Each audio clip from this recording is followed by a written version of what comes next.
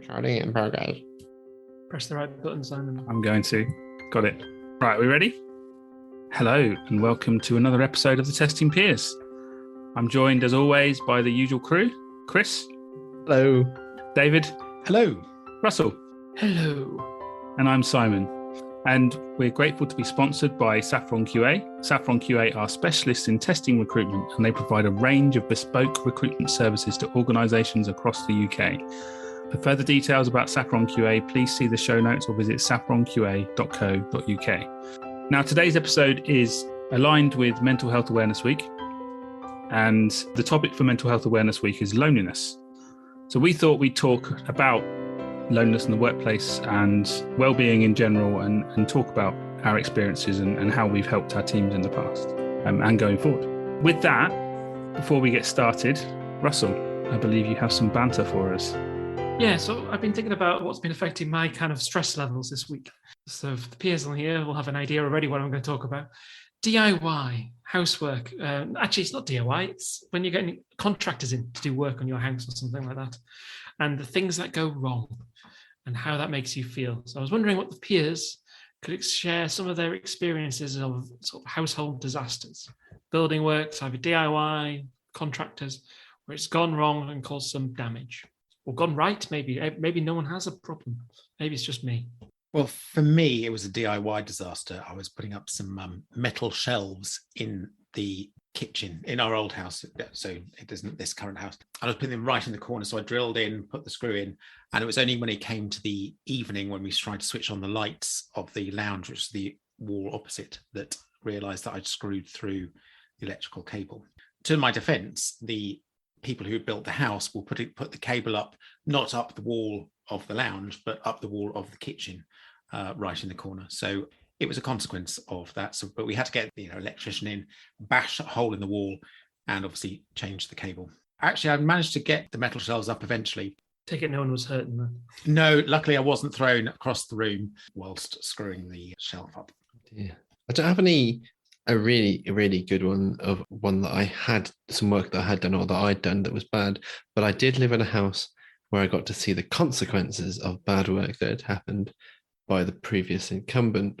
We came to get our oven replaced because the oven's thermostat stopped working, so it was just kind of on or off, which you can work with for a small while, but it doesn't really do a good job. And we'd paid for the nice one where they come and take away your oven and you get a new oven and they install it for you. And they pulled out the oven and they said, "Can't install a new oven here, mate." And that was because, one, the oven didn't have an earth, and two, the existing oven also was just on some loose bricks. So it was incredibly dangerous. So we ended up spending, I don't know, 60 quid on a new cabinet, getting it fitted and then fitting the oven ourselves. Obviously, after an electrician had done some earthing, because Chris isn't going to do any wiring works. But that was fun. And we did find some other problems, including very real fire hazards. So that's not helped my adventurous nature when it comes to DIY. I think I'm probably even less adventurous than you are, Chris, with my DIY. I've never really done a great deal. I've done the odd flat pack wardrobe and units, and even if I've followed the instructions exact, they always seem a little bit rickety, or they don't last particularly long. Similar to Chris, in houses that we've lived in, we've noticed when a workman's come in to do some work on it, like there was replastering of this house here, and when he did the replastering, he found that there was old Christmas cards covering up holes in the wall underneath the plaster, just to try and botch some spaces, amongst many other things.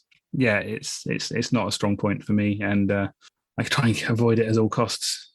I've been always never that lucky with contractors, I guess. Maybe it's being a tester. So my most recent one was one of two. One, they were removing a floor from a bathroom, and there was screws through the floorboards that were about an inch too long for the floor.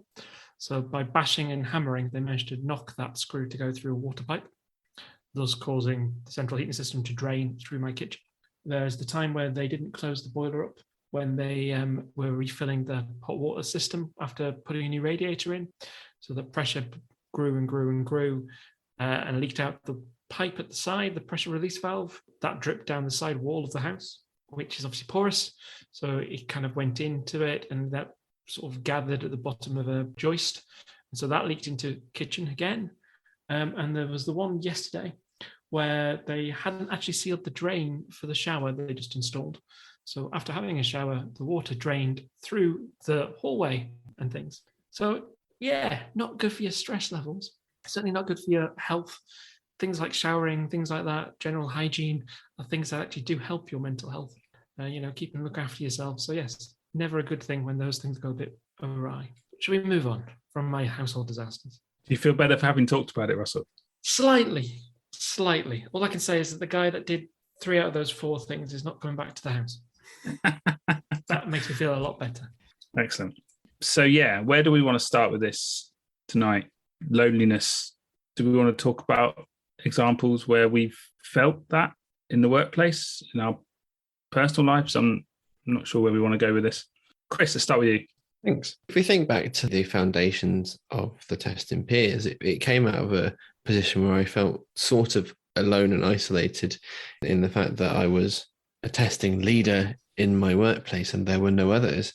I didn't have someone or someones that I could really share and do things with and have that sort of sense of community that I needed, or I felt I needed. And there was a period of time when I did kind of feel like I was alone. I wouldn't say it was particularly a case of suffering, but I didn't feel like I was benefiting and I was really doing everything that I could do. So in that case, we obviously started this group with probably about 12 people in the beginning, and we did those things, and we have been a great support. And I think you three plus some of the others have been really beneficial to my mental health. And I haven't ever felt alone in any of my struggles or needs, wants, requests, any of those things from that day onwards. But if I think to sort of other situations, I found myself in this current period of time that we live in with lots of remote working and times where there hasn't always been that regular cadence of meetings or discussions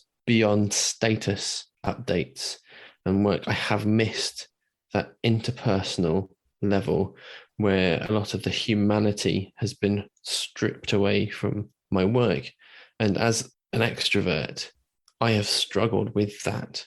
My sort of coping mechanism is to try and reach out to other people, make sure that other people are okay, in the hope that people care that I'm okay. I would agree with that. I agree. I think there are different levels of loneliness and I would say isolation as well. I think that being lonely and not being able to share, and it does link to sort of communication in that respect, and that how we are social beasts as humans and we want to sort of share our time with other people. And so through COVID and being locked down, that has created this loneliness and isolation. But I think also in our workload, we can also feel very isolated. If we don't have people that we can share our knowledge with or reach out to if we're having problems. And we have lost people before through my work on projects that, because sometimes we only have a single tester on that particular project, they can feel very isolated and therefore they can feel lonely, and therefore they also have left the company because of that. I also think that it's important that sometimes if we are feeling lonely or we're on our own at home, sometimes we can sort of challenge ourselves and just do simple steps. So if we haven't got anyone immediately that we can actually talk to, we can just say, go for a walk and say hello to a stranger. Just get a small interaction. You don't need to go into a long conversation, but actually just having that small interaction with someone. It isn't a big step, but it is a social interaction with someone else. Yeah, I would agree with what both you and Chris have said. For me, the way this group started did come at a good time for me, because I was in a place where I was feeling, although I had other people around me in similar roles at the company, I didn't feel like anyone was in the same mindset as me. They were all very functional, just do the testing, don't think about anything outside the box, etc., etc. And I was trying to think of things differently, and I felt quite isolated in that respect. And then I've been in roles since, even in my current role where I'm enjoying the work. Before I got the promotion, I felt like no one else was challenging me on the testing quality side. So it felt really isolating that whatever I said went. No one challenged me, no one pushed back on things. It was all just, yes, fine, whatever Simon says. And I found that really hard. And that was actually a form of loneliness that I started. I think I spoke to you guys about it at the time. I just don't know what to do with it. I honestly, I want to be challenged. I want people to push back on me. I want people to ask me questions about what I'm doing. And it actually started to have a bit of a negative impact on, but what if I'm doing it all wrong? What if every decision I make is the wrong one? No one's going to know. No one's going to pull me up on it. And it put me into a bit of a spiral of, I need to do something about this. I need to get people in that challenge me and support me and work together on stuff. So there is definitely that thing of making sure that as a leader, I feel challenged and not just making decisions in isolation. Same goes for my team as well. I want to make sure that they've got people that they can talk to, and whether they're working on their own, they can always have someone that they can reach out to and say, hey, have you thought about this? Or I'm working on this. Can you help? And I really try to encourage that culture of buddying up and talking to each other for opportunities, when even if you're not work's not related. It is interesting, isn't it? I was just thinking back to the start of this pandemic. I changed jobs and I started a new job in consulting. And at that time, consulting was going through kind of the floor. Everyone was dropping consultants left, right, and center. So I joined this company, very nicely took me on at the time, and there was no work for me. So a brand new company, didn't know anyone really in it. Started the job, nothing to do. You're on a bench. Go and do some self-development by yourself. And that's literally kind of what I did. There was occasionally that, could you do this task for me? But there was periods of time in that starting period where I literally did not speak to anyone in my company for 2 weeks, 3 weeks at a time. That was very lonely. It speaks to personal self-care kind of thing that I have a problem with. When I am alone in my life at any point, I forget to plan meals and I just eat as and when I'm ready, and then I won't prepare well thought out meals. I won't prepare good food for myself. I'll just eat whatever. I lose routine. I lose the ability to go to bed on time and do these things because no one else is here. I can do what I like. And it's like that's on me for maybe being dependent on other people for having that routine and the dependencies. But also I think it sort of speaks to sort of my personality is, as I mentioned, I kind of need other people. There needs to be that back and forth where people are dependent on me and I'm dependent on other people for that thing to work, and for me to be at my sort of balanced way of caring for myself is when I'm caring for other folks as well. And the minute the people I'm caring for disappear, I'm not looking after myself. I would echo that. I think that, especially working from home, for me, I've had my struggles sometimes with trying to be almost too busy and not giving myself time, things like lunchtime, allowing myself to go out. In fact, when I allowed myself a lunchtime, sometimes I felt guilty for actually going out. And I very quickly talked to myself and thought, okay, I need to actually have this time to myself so that I can actually live my life and not be dictated to by work. The other thing I would say is that sometimes with loneliness in our heads, we can build up scenarios, we can catastrophize and think of things that are going to cause problems. And actually, most of the time, those things don't actually come to pass. They don't actually take place. But we, in our own thoughts, it can be quite destructive in that thought pattern. I would agree. And I think certain elements of paranoia set in at that point as well, where especially in this remote world where you're not hearing conversations that are going on next to you at desks or whatever else. And, you know, you maybe have a meeting where something doesn't go to plan, or you say something that isn't quite, you know, doesn't land as well as you hope. There's always that fear that people are then going to be talking about that afterwards. Being in the isolated state of either being in back-to-back meetings constantly and not having time to reflect yourself or even have a break to go and take a step outside or go and make a cup of tea, it does increase that feeling of I'm feeling very isolated here. I might be in meetings back-to-back, but I'm not getting to have proper nice conversations with people. It's just snippets of discussion on the topic that we're having to talk about in that meeting, dropping off that call, then clicking on join the next meeting and just doing the same thing again. So I guess my question would then be is, David, you touched on trying to sort of carve time out for yourself. Has anyone else got any other techniques to try and curb that loneliness that may be creeping in as part of the remote working? I've taken to, in fairer weather, taking some of my one-to-one chats outside, either in the garden or on a walk, because what I had also discovered on the theme of Chris not looking after himself, that I wasn't going outside sometimes for days on end. And the more time has gone by, the more I sometimes just sit there and think I need to be out the house, which is a strange sensation for me, because until the pandemic, I'd never really felt that. I could have felt like I could always be indoors. There was never a problem. But actually, for me, like going outside, having a walk is good for my soul. It refreshes me.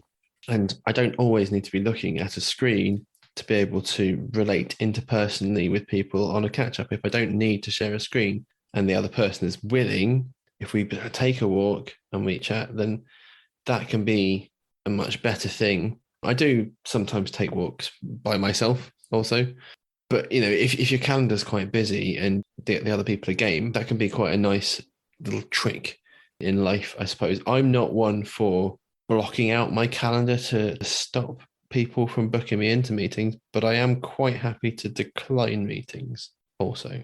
For me, we talked before about like the routine, getting out of it being a problem. So to me, I kind of learned to kind of create a routine and to prioritize that routine. So I would go for a walk at lunchtime, no matter the weather. I would do breakfast at a certain time, even though it didn't matter if I started work at 11 a.m. or at 8:30 a.m. I'd kind of make sure I did it and kind of keep some routines. I'd kind of close the door. I'd kind of have a process. I'd do a certain thing in the morning and do a certain thing in the afternoon to kind of deal with it. But to Chris's point as well, I kind of message people. I know that my team leader wouldn't necessarily message me. He'd be busy doing things.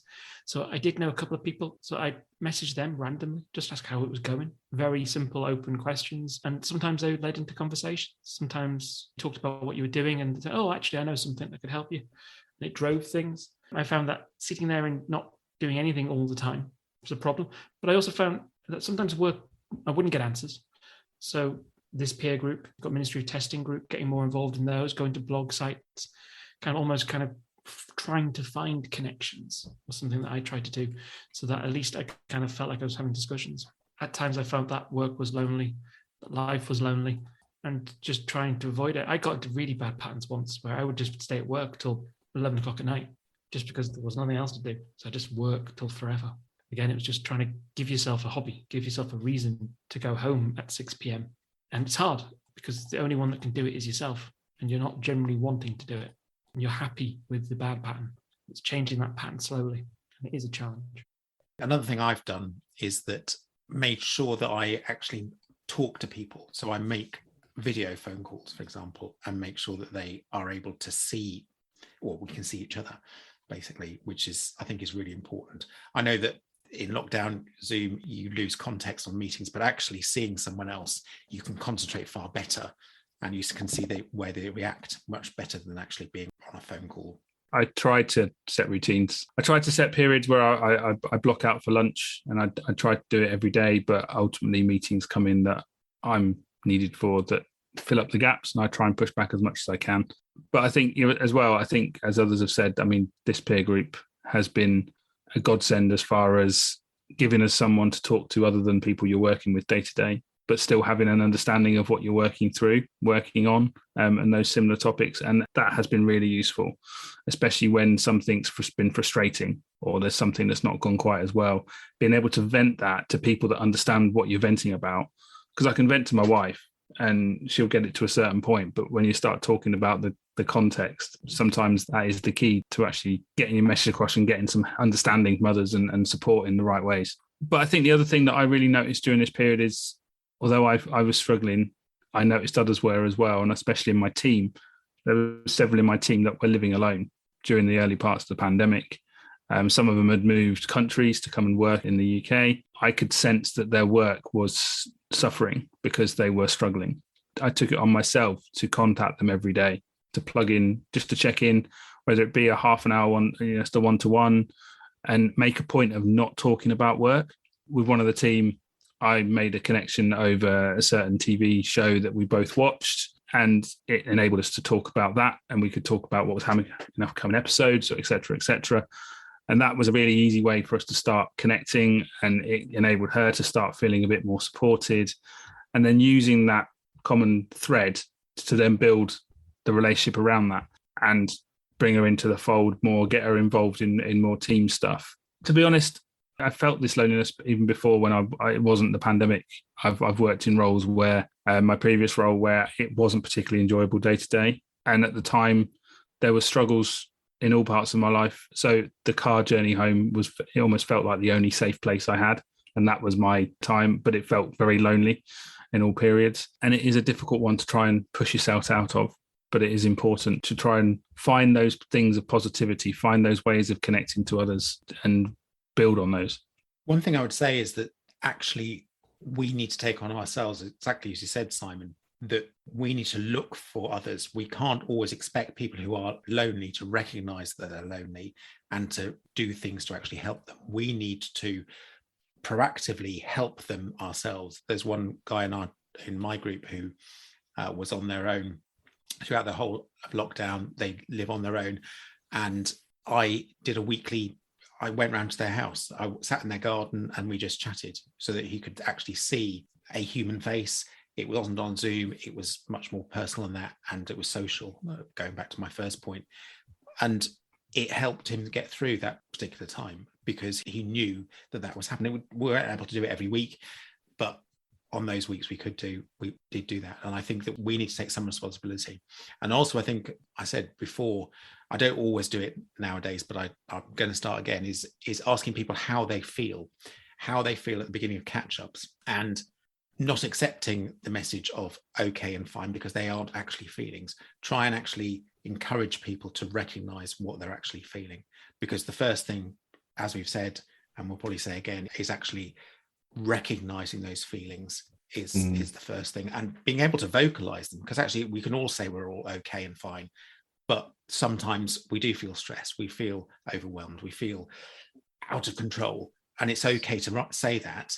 It's recognizing those tells and things as well, isn't it? Because I think we talked about this before, but I mean, when people ask me how I am, I almost default to tired, because frankly I am tired, but it doesn't tell a story. It doesn't tell you where I am, but I need to be careful because I'm tired anyway, but sometimes I'm really tired and there's other things. And if your response is tired and people, like for me, just leave it at that and they don't sort of check in on me further, then I might end up going off into a little sort of world where I become quite distant and disconnected because I haven't had that. And I've got some friends that you guys will know that I habitually message people to check everyone's okay, probably on at least a weekly basis. And sometimes people don't get back to me, and that doesn't matter.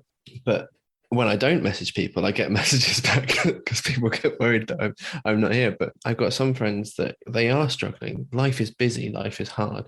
We all have stressful things going on, probably all the time to some degree. And for some folks, it's quite hard to let down our facade, our veneer of strength and support. And I'm fine, sort of, just sort of batting things away. And in some cases, I've spoken with friends and we've said, look, I need you to check on me because my default is to say I'm fine just to be able to carry on, because if I have to confront this thing, I might not do.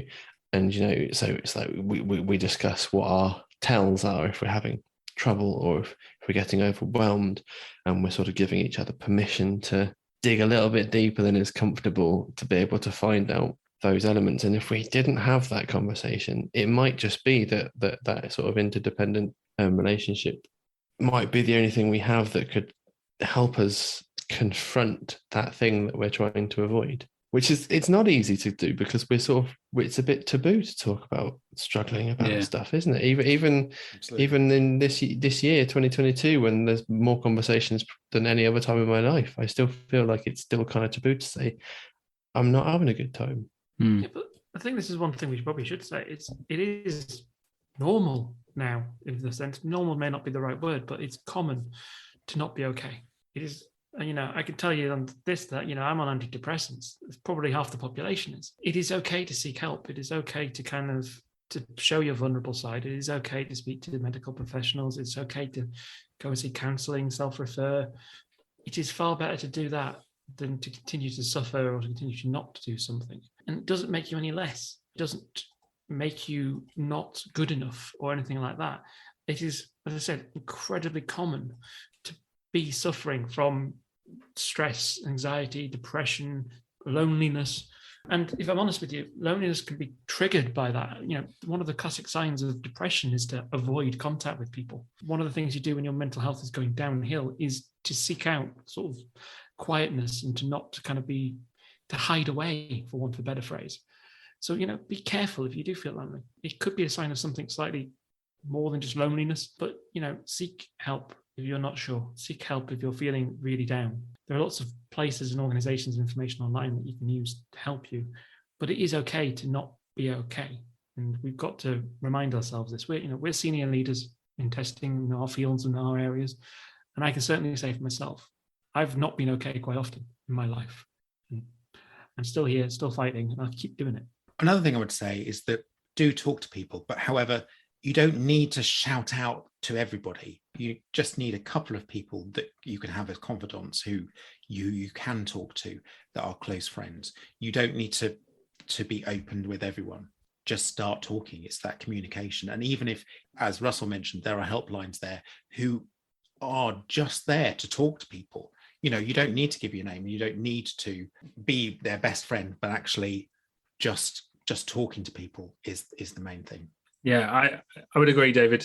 I think going back to what Russell's saying as well, I think it's really important that we do acknowledge when we're feeling like that, when we're feeling down, when we're feeling lonely, etc., etc.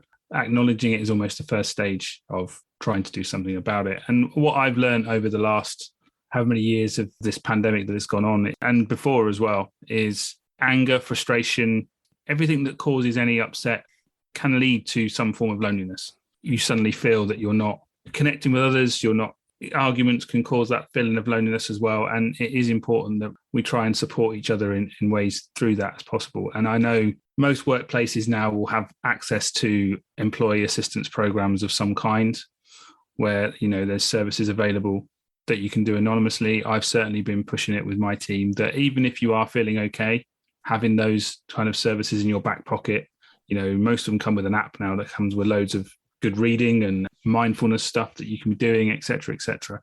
It's a real powerful tool to check in on yourself, and having that time for self-reflection is important.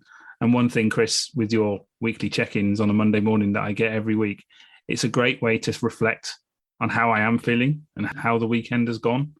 And it is almost a good motivator for the Monday mornings, is to reflect on what's gone well, connect with you, talk about it a bit, and then we go along with our week and probably sometimes don't talk again until this Wednesday evening discussion. But it's just a nice connection.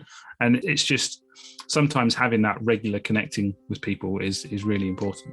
Yeah, connection is what we've obviously talked about, and finding people to talk to, whether we know them or not, is those things. But I think on top of everything we said is do reach out to people you know and care, let them know. It's sometimes the smallest message can mean a lot. We'll put some links and things in the show notes that hopefully we can sort of share some ideas. There isn't really a right way to fix mental health, not that we really have to do it. We need to just talk about it. We need to embrace it and understand it better. Just be more aware of these things. It's as Russell said, it is okay to not be okay. In fact, most of us aren't okay, so that's probably the new okay. But let's really celebrate these things and keep the conversations going. Thank you very much for the conversation tonight, gents. Thank you for joining us again for this episode. We hope that you're doing well. Please reach out to talk to us, even if it isn't to give us feedback. If you want to reach out to us, we're on contact@testingpeers.com. You can find us on most of the socials that middle-aged white men are on: Facebook, WhatsApp, LinkedIn, Twitter. Please be well, and we'll see you next time. Or, you'll hear us. For now, it's goodbye from the Testing Peers. Goodbye.